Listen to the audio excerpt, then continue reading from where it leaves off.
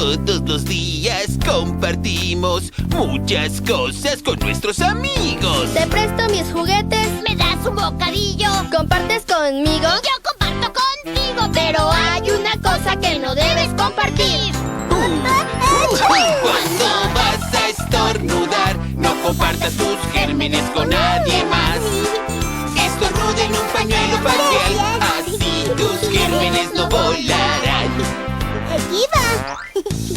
Todos los días compartimos muchas cosas con nuestros amigos. Te presto mi pelota, Tú me das un libro. Tú compartes conmigo. Y yo hago lo mismo. pero hay una cosa que no debes compartir.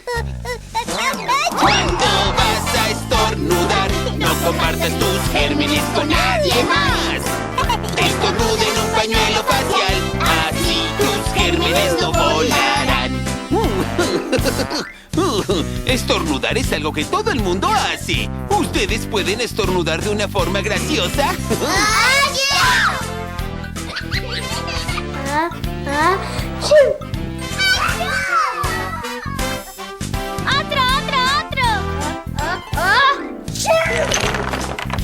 Ahora muéstrenme cómo se estornuda correctamente.